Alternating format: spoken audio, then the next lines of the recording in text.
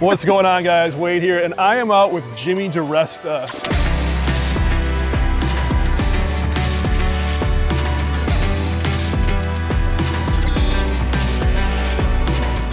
There's some beautiful stuff here. There's some real interesting stories that I'm beginning to unearth. I'm following certain names and beginning to... One plot that we were looking at over here that we're trying to figure out what's going on with it, and it's this one here. And this is, I think, did you say this is the oldest?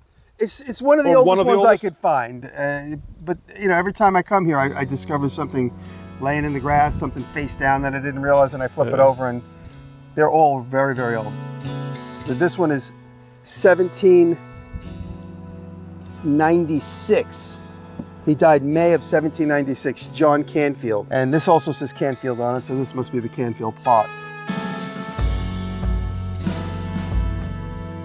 So what we were looking at here is these posts. And so our gut tells us family plot. There was probably a chain around here as well, probably some iron chain that was looped here to designate this family plot. But so really cool, but it's unique because it's the only place in the cemetery that's got this. You know what's interesting, and there's a plot, but what I'm curious about is why isn't there more elaborate stones? They took the time to put in a beautiful setting, but the stones are all really small. So I wonder if there's some buried in the ground or whatever. And this one here probably was here before the plot.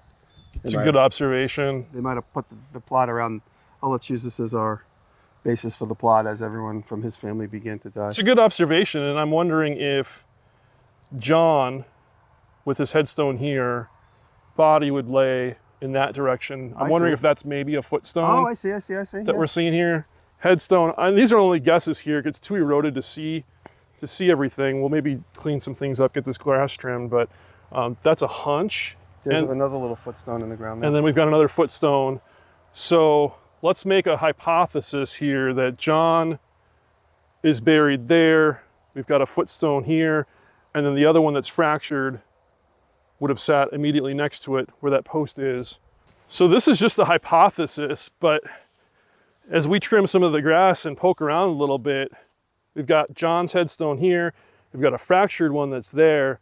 My guess is if we determine that that's a wife, that she may have been buried here, and then her footstone would be here. And oddly enough, the shape of this matches the shape of that, and the texture of that stone on that footstone matches the texture of this. Does it really? Yeah, because you can see the top is laminated just naturally by sediment of the earth and the way it was made.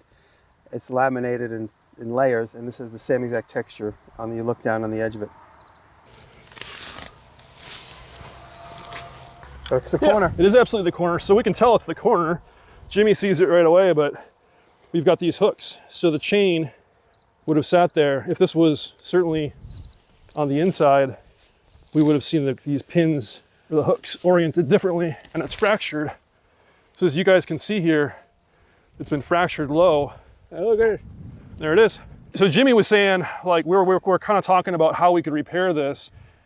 And when something is low fractured like this, it's really impossible. You can't pin it because it's too thin of material here. It'll just fracture again. Somebody will come up and lean on it, and that's not going to work. And it's fractured right there low to the ground. What Jimmy was suggesting that, I mean, he's got a man of many talents. He could maybe build a sleeve of sorts. Steel sleeve of some sort, that tastefully done. Yeah, something that would sit low down at the ground, something that's not going to rust or cause any rust jacking issues that we see in lots of places, but that would work for this piece and for another fracture that we have down there on the other corner. Make something out of stainless steel. Yeah. Make like a little jacket out of blacksmith it up out of stainless steel and TIG weld it together with stainless steel. Well, in case you know how to do something like that. Yeah, I know, that's easy. I know.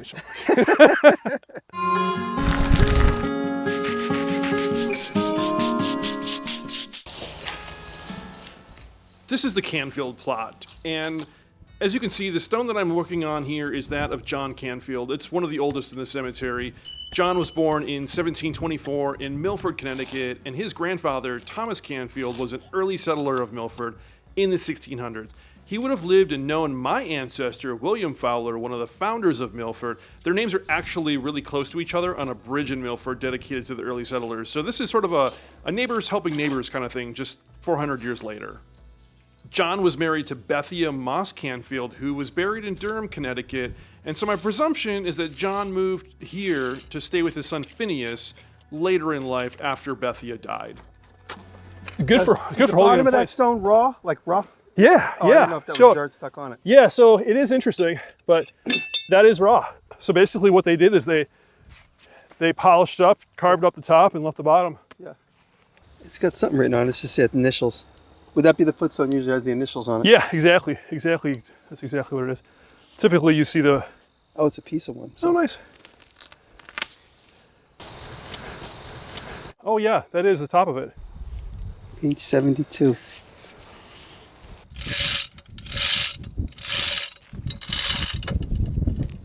There we go.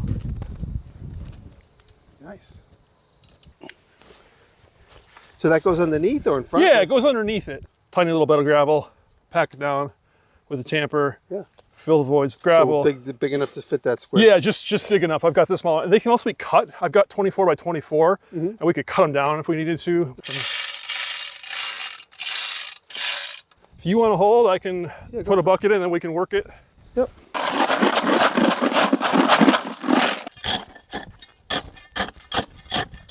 So let me show you something with this.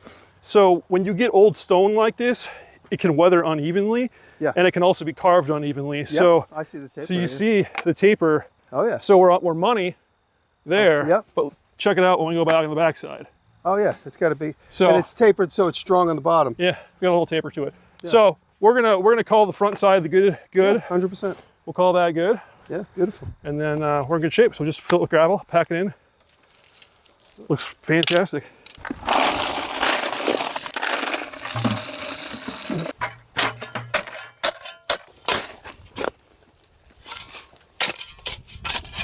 You've got some aggressive black mold, in my experience anyway. And so it could have been there a long time. You get microclimates, and so every cemetery is even a smidge different, even just down the road, just with tree coverage. Yeah. But could be a couple years, could be 30 years, could be 100 years. Right. But this black stuff, that black mold, that's the worst. That's the hardest stuff to clean up, period. The rest of the stuff that's on top, because this is all below the surface, and so you can't even scrub it away.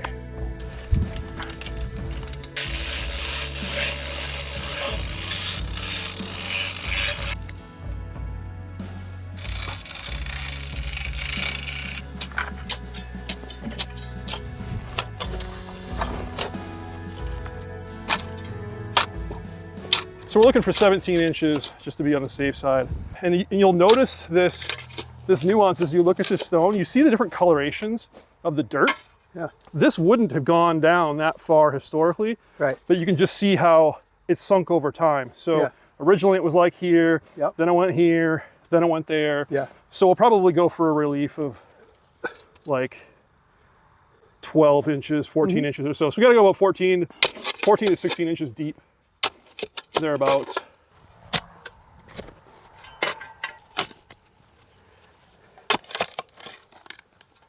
What's that stuff called on camera? This is a reinforced soil structure. I just call it a geogrid for short.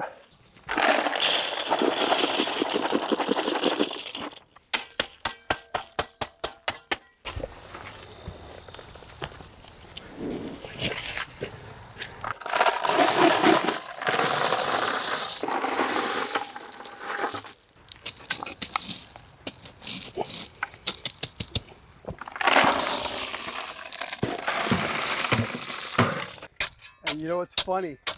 Rob always steeple for sale on Facebook Market.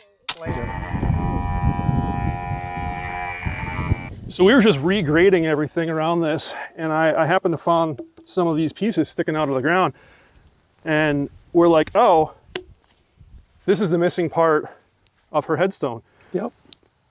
These were buried in the ground. You can see all the dirt from that, and they fit just like a puzzle piece right there. So we're gonna have to think a little bit on what we want to do to save this, but it's really cool because a lot of times when you're digging around in cemeteries, you'll find these broken pieces someplace because they typically don't walk away. Yeah, no one's breaking them off and keeping them as a memento. Right.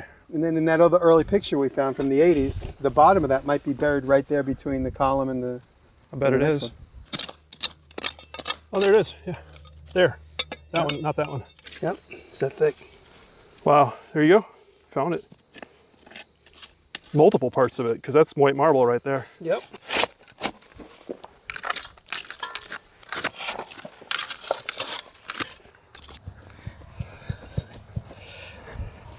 We got it. Oh boy. And there's still more missing. That's okay. Worth it. Is that it? There it is. That's it. You got it. Wow. Look at that. 47 years. In memory of something who died. And right there is the date, but who knows what it says right now. Right.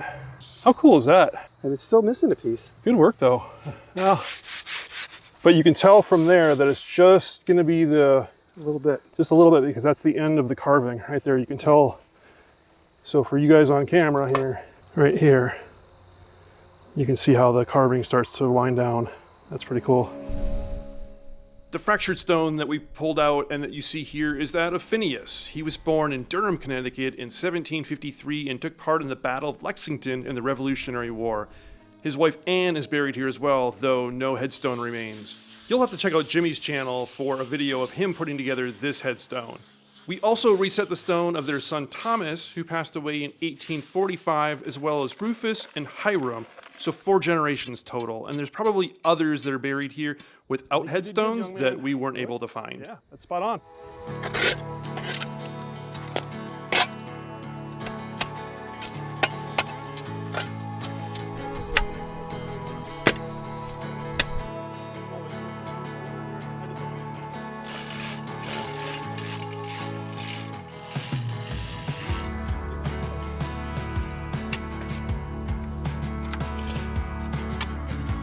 12 inches-ish to be able to get the grid in, and so we do need to be right at 24, so we're good as long as we can get these edges, which I'll grab the spade and do that, and then we're awesome here. Oh, that's perfect.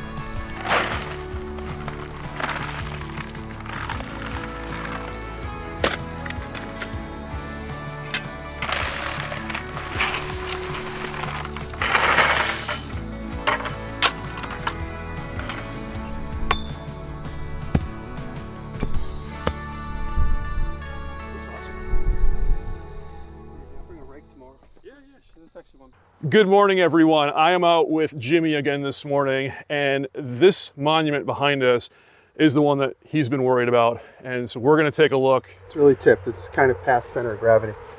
We're gonna rig this up. He actually went back and built a rod to go through there to connect it. We've got our connecting links to go off that. We've got a 10-foot obelisk right here. Do you know, Jimmy, do you know the family on here? Did we I look? don't. Honestly, I don't. I didn't, you couldn't even hardly read this here.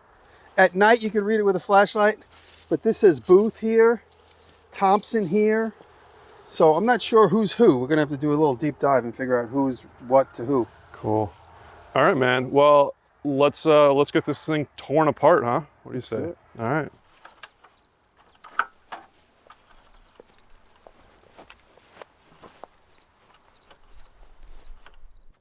My later research said that this is the Boothe family, as Jimmy said. It's Daniel, Edosia Thompson, and Laura Scott. Daniel was a cabinet maker born in Weston, Connecticut in 1778 and married Edosia Thompson. What we do want to be careful of is as we do this, it's got to go slow, and we're going to want to put a hand low on here. Never any fingers. It's heavy there, but around here, we're in a good spot, because we don't want to let it kind of freely swing. So we'll kind of want to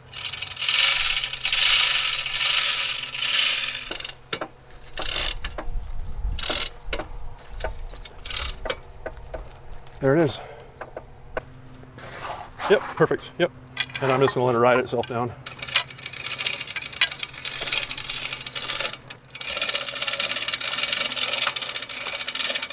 How does it look? It's starting to come out a little bit. Okay. Yeah, actually, you want to just kind of gently hold it. Yeah, go ahead. And then I'm just going to go quick as it goes down.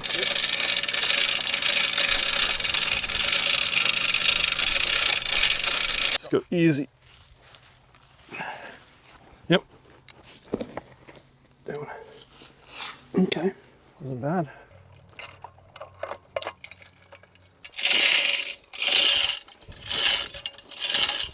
I'm keeping it up in the air. All right, well, good. Once you have clearance, I'll swing it in. Go a little higher. All right. Yep, there you go. Yeah. Sweet. Okay, you got it. You know it.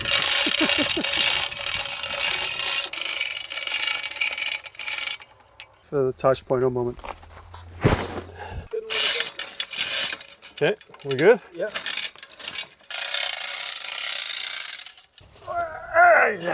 Yep.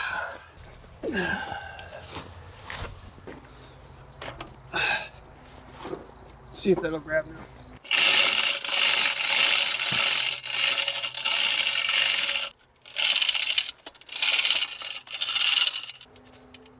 This is where it's gonna go. It's fine. It's fine. We stopped for a quick lunch break, but I wanted to give you just a quick update on where we're at. So we've got the obelisk down. It was a lot. Really, the tripod was the hard part because it was so big and heavy, but it was helpful to have the height. Then we took all the different bases off. We had a couple different pieces. There was 3 pieces in total. We had base, upper base, the middle section that had the inscription on it. And what we've been working on now off camera for quite a while is the foundation. And the foundation has been a little crazy, and so we haven't been showing it on camera. But essentially it was what you can see behind me here. It was a bunch of bluestone that had broken apart, and it had let a lot of dirt get into the pieces. So they basically had laid slabs of bluestone on there as a foundation, one after the next. And over time, those broke apart, they fractured. So what they did is they had these bluestone pieces that were massive. And so we had to take sledgehammers out there, break those up, pull them out. Now what we've been working on is getting all of the soil that's crept in, because we need a nice solid foundation that's being built. So we're gonna get that taken care of. We're gonna get all the soil excavated, and then we're gonna infill with geogrid and gravel, crushed stone inside of that to make the base. So that'll be a great base. We've got a couple different layers. This is super heavy, so we need a couple different layers of the base, but that's what's next. But what I'm gonna do right now is I'm gonna clean all the mating surfaces. I don't always show this on camera. I'm gonna do all the mating surfaces. Trust me, we clean the mating surfaces. We wanna make sure that that bond stays solid. So that's what I'm gonna do. Trust me that they're being done.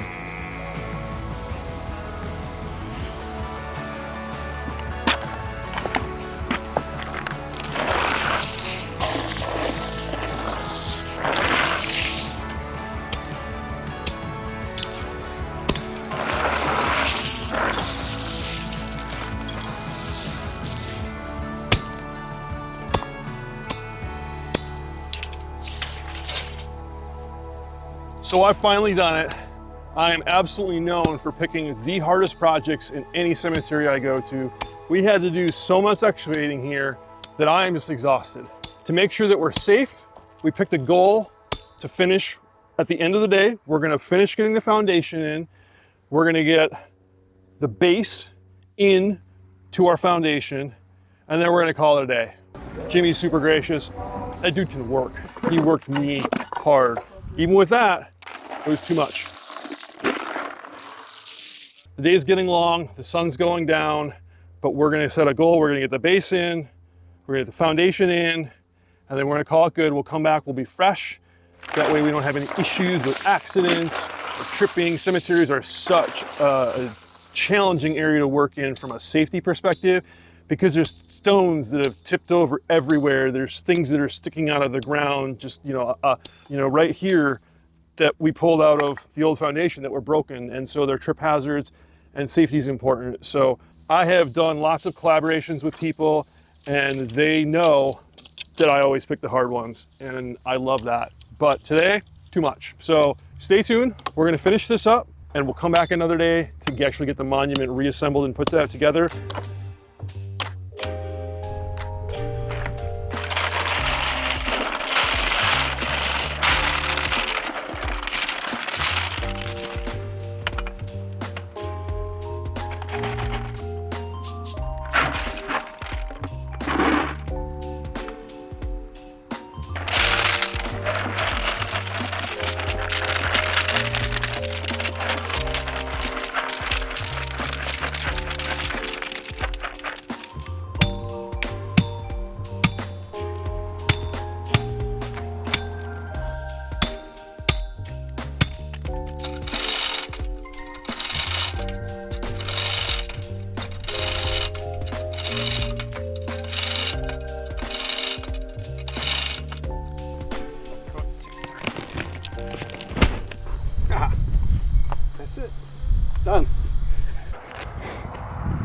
Well, good morning. We're back out in the cemetery again today.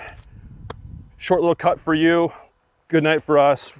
We've got to clean up the mating surfaces. We've got the tripod already up and ready to go.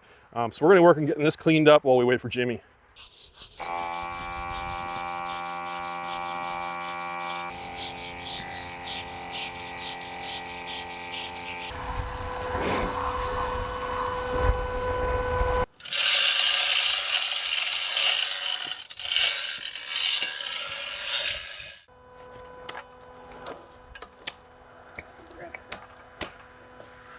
That corner, the bottom corner slipping there. Slip in there. It might hit that and stop. Okay.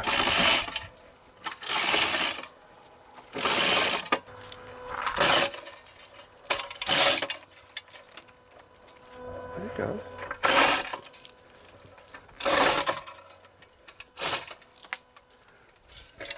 Nope, it's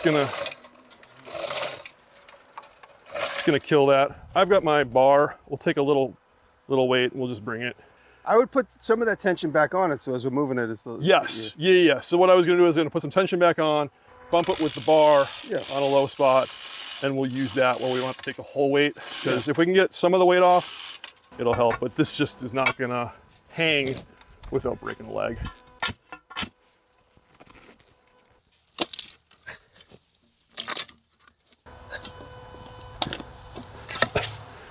All I'm looking for on this to kind of get it centered-ish. So we've got one full loop here.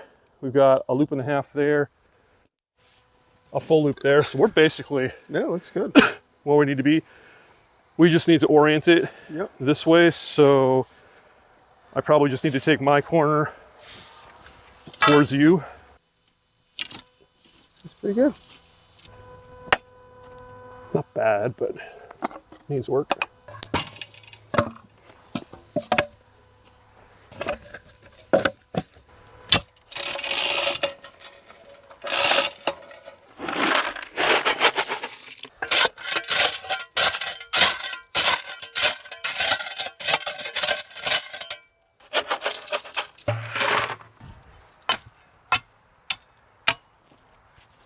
I'm gonna leave my calling card, and 150 years from now, when your grandchildren come to reset this, they'll know I did that with you. What do we got here? Number 2 wedge lead. So if you it's got a wedge shape. Yeah. So it's like a 1/4 inch. And what we do is we cut this into little strips and we'll drop it in our corners and it'll help bite, and it provides a space in there to get our material. We're gonna put monument setting compound in between the joint, and it'll help protect that. I'm gonna trim it, and then I'm gonna just make a corner out of it. Nice. And we'll do that for every corner, all the way up. So we just get under that with a little bit of a finger. You can see we've lifted. Now we can safely move this out. And we just don't ever want to put our fingers underneath it. And then just pull out.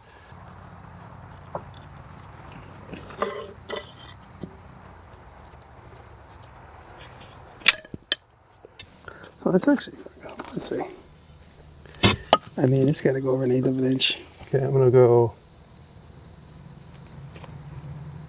Yeah, that's pretty good. You think yeah, good? Yeah, I totally dig it. Yeah. How about the others? This one looks good. Okay. Check that one near you then. That looks good. If you stuck around this long and you're loving what you see, I've got a whole separate video of this project with Jimmy, the behind the scenes, on my Patreon. So if you're interested in supporting this work and checking out what we've got, go check out the Patreon and you'll see a whole other video with Jimmy. You don't want to wait on that. I just don't want to wait on this one. So once it breaches, we still have a ways to go, but okay. Yep. Okay, let her go.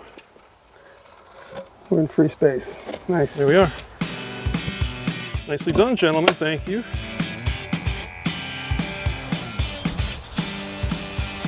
Jimmy, you told me which one goes which way, so let's orient it. I've got blocks, and then we'll just drop it right down into roughly the place. That's it. Okay. That's it.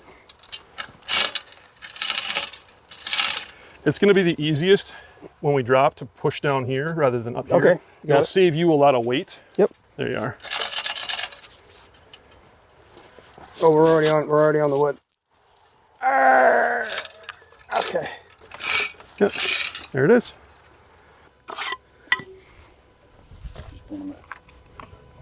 This is the low spot. If we just kind of want to get that lined up on the wash, if I step back. Yeah, there it is. I'm pulling on the wood. It's doing it. Okay. The wood is okay. I want the wood there. No, I'm just pulling the wood. It's pulling the stone. Okay. Is it in the spot? Yep. Okay. It just moved a little bit. Yeah, that's fine. Yeah, it's good. We can finesse it from here. I just want to get it close. You could still see some squish out now that we put this one down on the bottom. Yeah.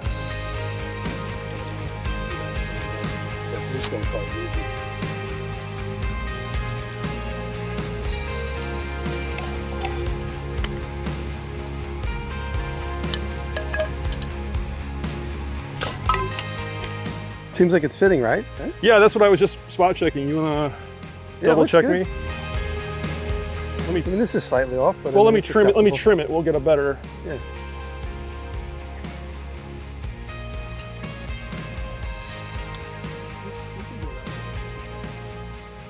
So Jimmy was just saying, and I think it was important to mention that this was getting close to coming over, and it's right. And one of the reasons that we spend time working on something like this, and this is one of the reasons I looked at this one, kind of in the same mindset that you had, Didn't have much time. This will kill somebody. Yeah, it didn't have much time. I would have come here one day, would have been laying on the side. And I worry about something like, once it's on the ground, it's safe.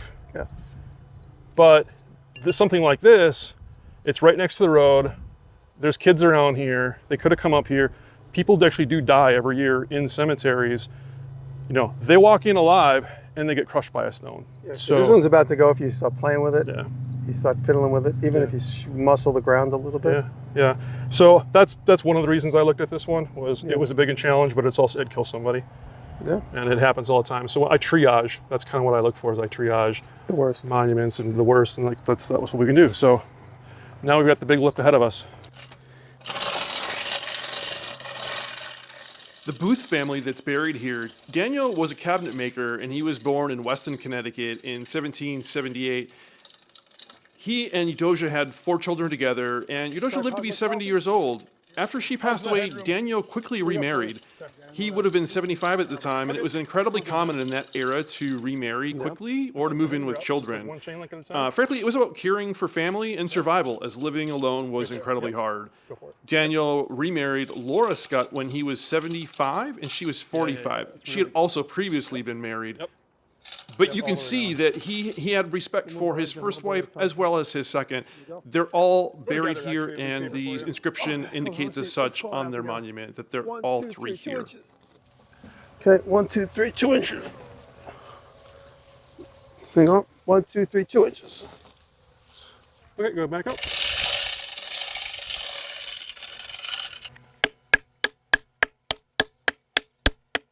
Yeah, why don't you give a little walk around and just spot check us? It was close enough to do the duty. Okay.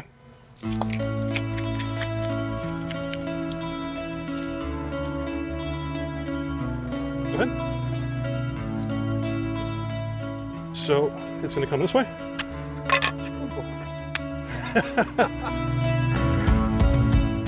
Okay, clear? Clear. Yeah. Ready, and it's coming down. Okay, go ahead and take this tension off. So you want this to come? Yeah, technically. I mean, you want so basically the whole thing should come towards me. Yep. Okay. Yeah. If you get a low angle there and push, just don't ever push high. Yeah. But as it floats like this, push it diagonally through the room. That's it. Yeah, it's moving. It's moving flat. Yep. I mean, it's pretty damn good. Yeah. It's not sideways in the grass. It's fine. Yeah.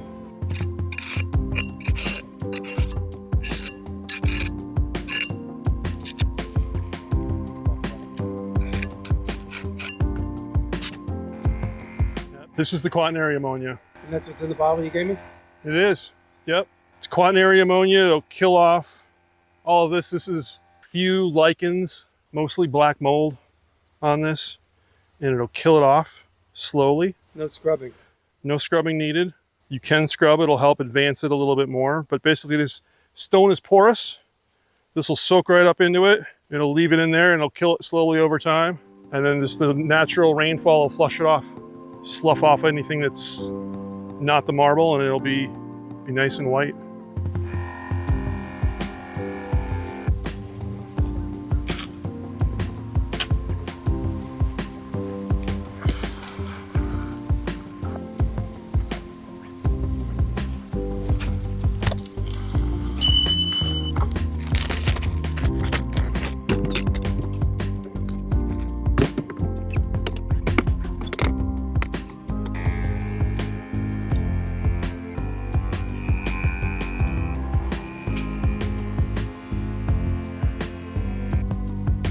You guys see that the stone here is missing, and I don't even remember who it was. Phineas? Son, okay, son of John here. And you can see it's not here anymore. Jimmy took it. And so you're gonna have to find out what he does with it on his channel. He's gonna repair it like a museum specimen. So it's gonna come back here in the cemetery, but you'll check out his video and it'll go right there. But he's gonna get it back in here. He's got some work that he's gonna do on the columns and this plot, but check out his video on this for all those next steps.